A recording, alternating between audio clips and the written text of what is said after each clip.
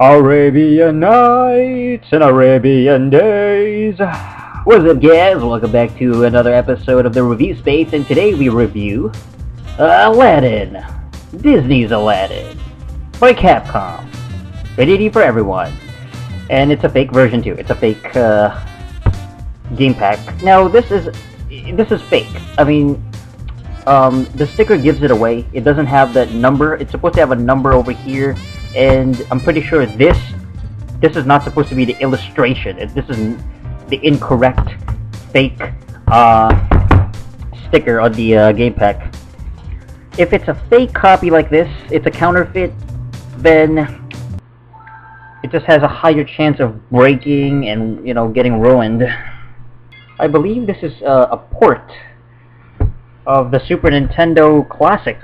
Came out way back in the 90s. Okay. Should I just skip this? Get to the gameplay? Yeah, I'm gonna get to the gameplay. This is getting sad. Alright. Disney's Aladdin. 2003. There you go. Alright, let's start it up. Here we go. Oh yeah, this is a Super Nintendo game, man. Haha! Now, this game, it was considered one of the best movie-based video games and one of the better platformers for the Super Nintendo back in the mid-90s.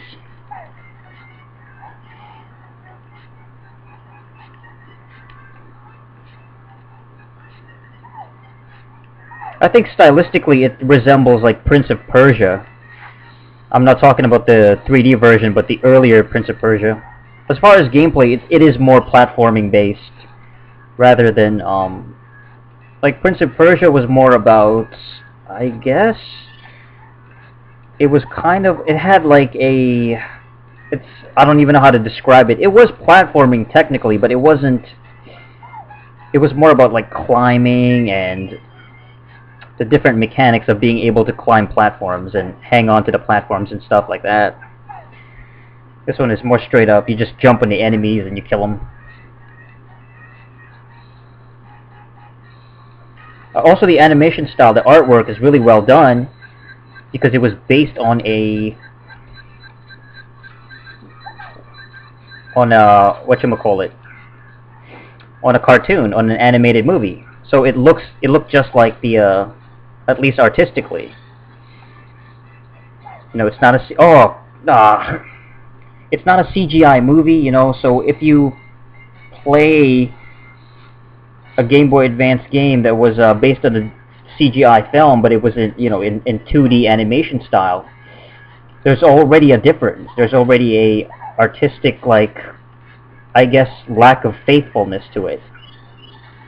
It doesn't match the movie look, so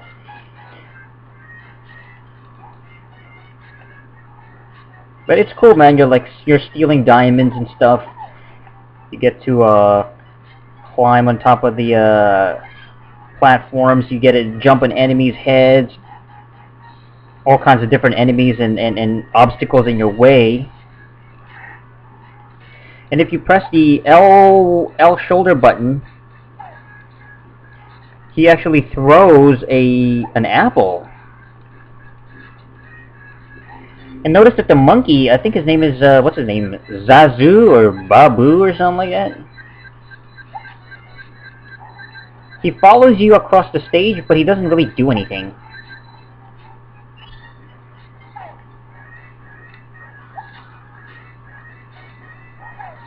Ugh. Fuck.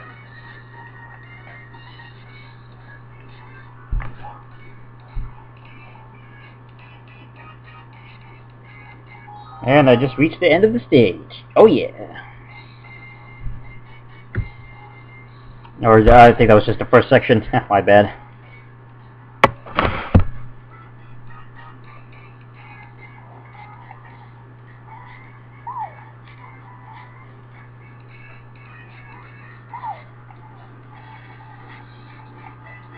I think part of the reason why this game was re-released for the Game Boy Advance was because it was really a good game. It was a fan favorite, and if you take a look at the graphics, it still looks really good. The animation style and the stage designs still look very impressive.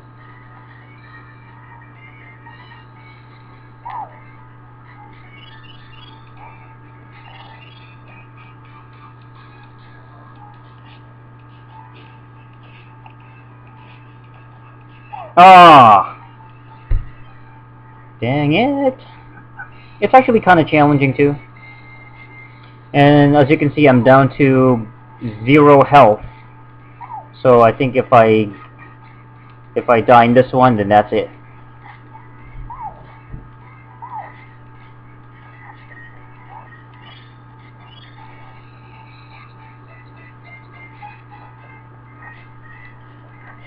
The stage it's not even really that hard. It's actually quite easy, but you have to kind of master every the jumping and being able to stomp on the enemies. The controls are your basic standard platformer. You have to just kind of rely on timing and properly, you know, dodging the enemy projectiles, like that bow and arrow guy. There's treasure chests that have some, I guess, extra health.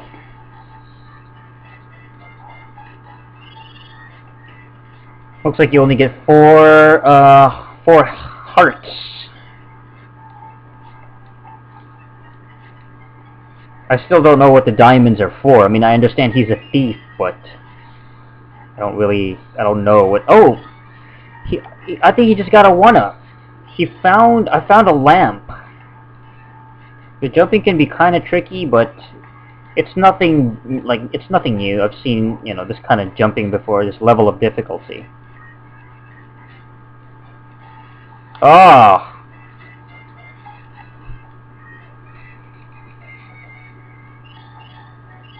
Here we go. And that's the end of the stage, or this section of the stage.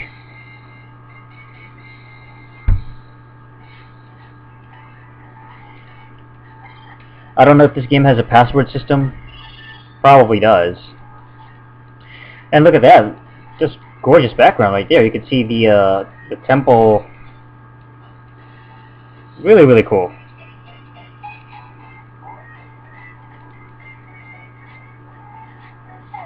Oh, come on. Arabian Nights and Arabian Days. Oh, you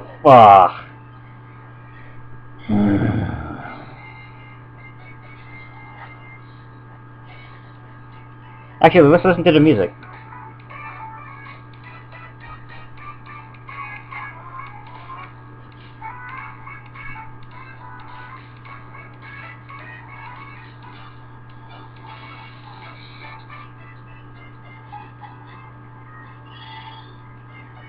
It doesn't really match, you know, the feeling of, you know, being in the Middle East. It just doesn't really. It's not Assassin's Creed music or, you know, Prince of Persia.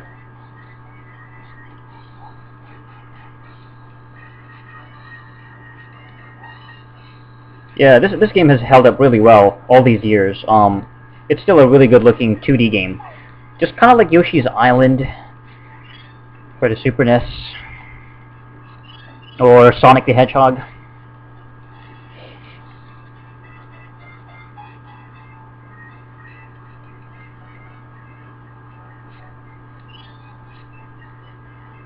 Oh no! Ah, nuts. Okay, so you get a couple of continues at least, so that's cool. Oh yeah, thank goodness. There you go.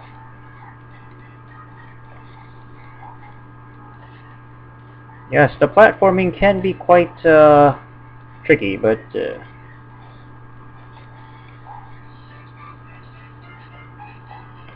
just have to be careful.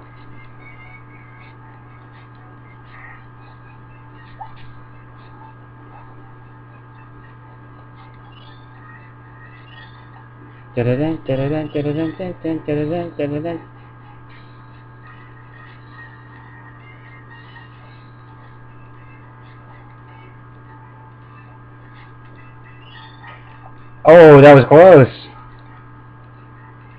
The only thing is that, like, where the heck are you gonna find anything like this?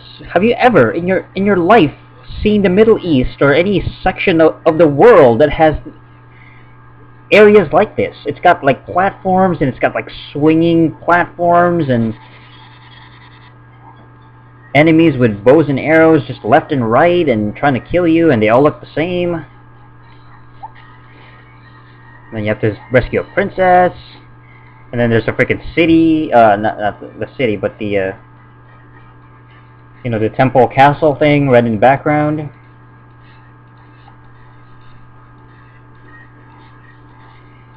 The Raja temple. I don't know. Ooh, that was nice. There you go. Oh yeah. I'm actually enjoying this game. It's actually really fun. I think the reason why it's so enjoyable is because it's not just a one-dimensional platforming where all you gotta do is jump on the enemy and you gotta, you know, you just jump over everything. He does like front flips and, you know, he can climb a ledge. He's on the edge of it, so he doesn't fall right away. He can throw a projectile, which is, you know, the apple.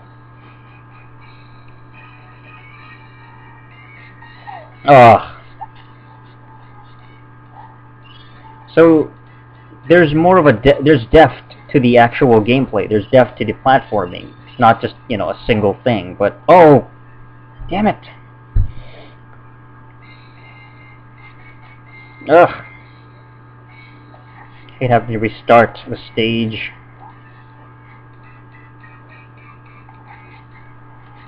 This game is probably about as difficult as Lion King, another platforming type of game.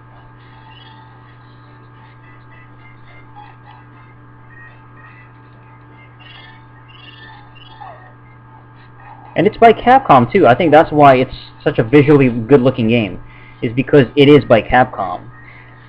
They're known to have a very cartoonish look to their games, but the animation style is just, it's classic, basically. I mean, for a lack of a better word, it's somehow they were able to capture the look of the film. Oh, what the?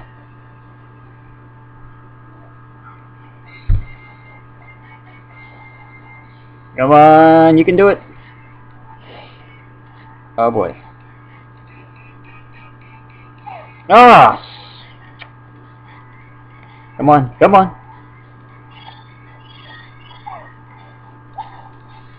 That's really starting to tick me off. There's one thing I hate about platforming is the fact that sometimes I hate the fact that when you hit an opponent, or when an opponent touches you, it's an automatic damage. It does damage to you automatically. I hate that. Why? Why is it that when you just touch an enemy, you're hurt? It takes away from your health. It sucks. It should at least, like, punch you or something, or, you know, actually hit you, instead of just, you touch them automatically and then you're... Alright, this guy should be pretty easy. He's got a big sword and he keeps a low, not a low profile, but he stays low on the ground. So when he does that, when he swings... Ah! Alright, one more time.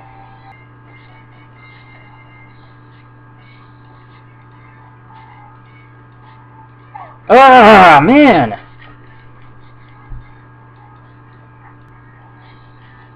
Come here, fool.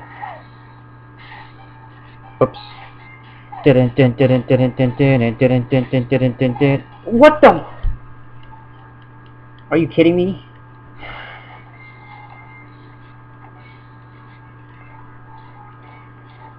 What the? I jumped on him properly, man. What the? I want to say, I want to curse so bad because it's just part of my nature, but sometimes I just have to keep it clean for this. What the? F you, man. I don't give a f anymore. I already hit him. Okay, when he hits me, and then, okay, he does that Like, he starts to flash momentarily so he doesn't get hurt, but then when I f***ing jump on his ass, he still doesn't get f***ing hurt.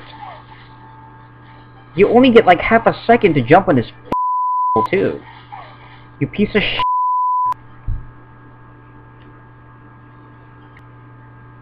Alright, well anyway, yeah, Game Boy Advance, man. You know, it had some pretty good platformers and old school games. Not much else to say, so I gotta get going. Alright, so until next time, ciao.